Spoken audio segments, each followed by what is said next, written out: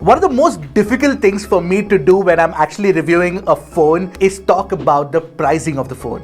Why? Because there are so many different pricing strategies adopted by brands these days, and quite a few of them are predatory in nature. Which is why today's topic is very important and a pertinent one, especially if you're planning on buying a new smartphone this year or anytime in the future. Well, my name is Ershad. You're watching Trakin Tech English. Let's get this video started. Now, before we move on, we need all your support, so don't forget to hit that red subscribe button and the bell icon right next to it to get notified whenever we put out an awesome new tech video. Also, if you liked the video, please hit that like button. So the first kind of pricing that I want to talk about is introductory pricing that some brands actually announce with their phones. Now, this is not bad per se. If you're actually planning on buying a phone and you're willing to buy it at launch, you get the kind of best pricing possible available from the brand. Having said that, immediately after that introductory pricing, the price goes up, and therefore those who could not buy it in the first sale, and that generally happens with very popular phones where there are limited units and more people trying to buy them, well, they are obviously going to be disappointed. For example, the recently launched Xiaomi 11i was priced at Rs 24,999 along with a New Year offer for the base 6 plus 64GB variant. Now, the duration of that New Year offer is obviously unknown, and it will last until Xiaomi wants it to last. But apart from that, you can also get discounts on cards as well. Now, what that means is that you need to actually have that card, that specific bank's card with you. Now, this introductory pricing is obviously problematic primarily because you don't have genuine reviews of the phone online at launch, and you only get the best price at launch. Whether it is by consumers, whether it is by reviewers like ourselves, you don't get the actual feedback on that particular phone. And that means you will have to live with any problems that exist with the phone at launch, and that generally happens with most Android phones. Therefore, it actually does make sense for you to probably buy a phone later, and at that time, the price is obviously higher. And the chip shortage situation is not really helping the cause either, considering the fact that, phones like the Redmi Note 10, the Note 10 Pro, and, the Realme 8 series, all of these launched at a very good introductory price, but now they are, much higher. They've gone up by 500 rupees, 1000 rupees from the launch date itself. Now, a pricing trend which is very similar to the one that I just mentioned is one where, the base variant of the phone is launched at a very attractive price to lure in the consumers. And obviously, the best example of this would be the original Nord, which was launched with a base 6GB variant at a very, very attractive price. Although that variant was almost never available on sale and nobody could buy it. So the perceived value of the phone in front of the consumers and even for reviewers is much lower, and therefore it feels like in that category it is actually overpowered, which is not really the case because the actual price of the phone is much higher because you can't really buy the base variant of the phone. And this is a concern that a lot of my friends, YouTuber friends, have already raised, and this is something that you have to be really careful of. If you want the base variant of the phone, stick to it. Don't buy the more expensive variant. You have to be careful of these pricing tactics. Until now, I've been talking about budget and mid-range phones mostly, but with flagship phones, there is another trend that happens. To allure early adopters and fans of the brand, what brands like Samsung and Google do is actually price their phone really high at launch. And just a couple of months down the line, the price of the phones drop drastically. And this trend in marketing parlance is actually called price skimming, so something that you should be aware of. So any phone, and I've always said this to most people buying Samsung phones in India, is that don't buy a Samsung phone at launch, because that is definitely not going to give you the best value unless you also want a bundled accessory that they give along with it sometimes,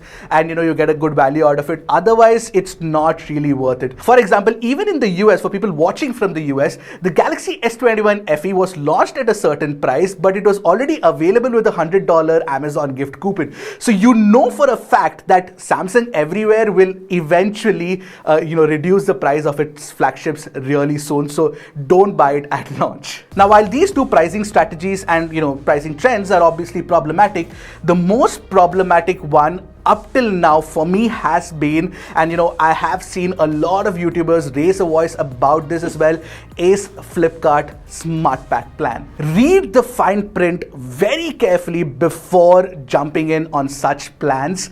It might look good on face value, but when you dig deep, you will notice all the pitfalls associated with it. The fact that you have to pay for a phone and a monthly subscription fee for one of its many tiers that exist just so that you can get some bundled services and an assured cashback of 100% befuddles me to no end. My suggestion is just buy the phone of your choice, subscribe to the services of your choice, and of course sell the phone back later after you've used it, and you'll still end up actually having a better deal than subscribing to Flipkart's Smart Pack services. Honestly, please do not pass over control to these e-commerce platforms. The control should be in your hands. Not only e-commerce platforms, but also offline stores are taking advantage of certain popular phones and the demand that is associated with them. For example, in the recent past, certain Xiaomi offline stores were actually, forcibly bundling certain accessories and,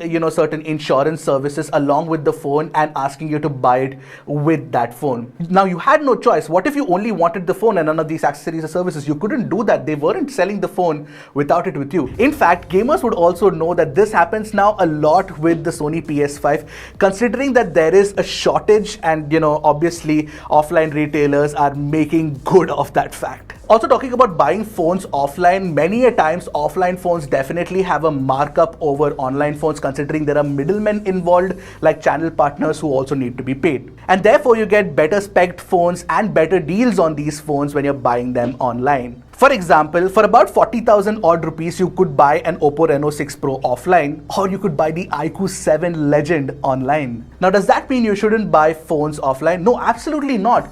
Do buy phones offline of your choice, but go ahead and ask them for a discount because they can definitely give it, or ask them to bundle accessories of your choice with it.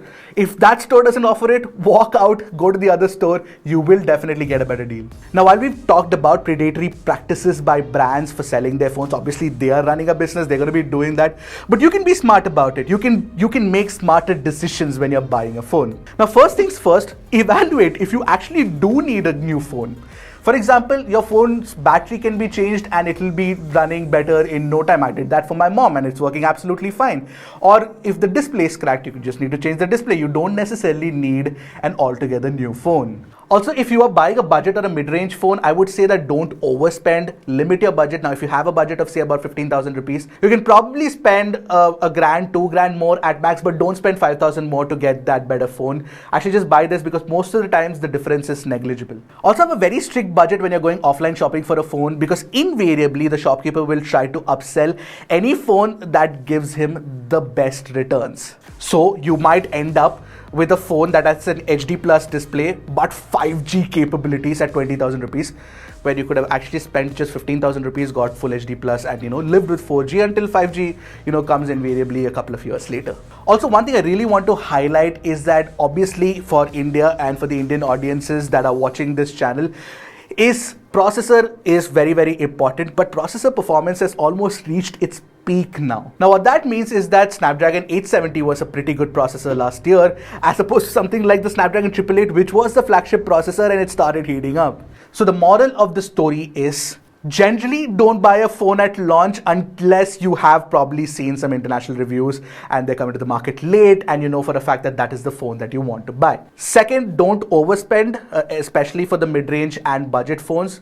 For flagships, you really don't have a limit, so you can go ahead and buy what you want. But even with the mid-range flagship that you're talking about, you do get a great deal, so be very smart about this. Don't be too brand limited, be brand agnostic over here, because then you will get a very, very good deal on a very, very good phone. So you have to be very careful of that. And third point, do read the fine prints on different various schemes carefully, because that is the most important thing. You're spending your money, you need to know where your money is going, and you're getting the best deal out of it. Also, since many of you watching this video are mostly tech experts in your own circles, do help your family and friends out to make the right purchase decision. And if they do buy a phone that you feel is overpriced, don't make them feel bad about it. It's okay, they bought the phone. Let them be happy. Also, what do you guys think of these kind of videos? This is something that I actually feel is very important, because this is just a humble attempt from our end to help you make the right decision when you're buying a particular phone or any gadget for that matter. In fact, we're going to be doing videos on many other kinds of categories of tech as well. So keep the feedback coming in. Until next time, keep tracking and stay safe.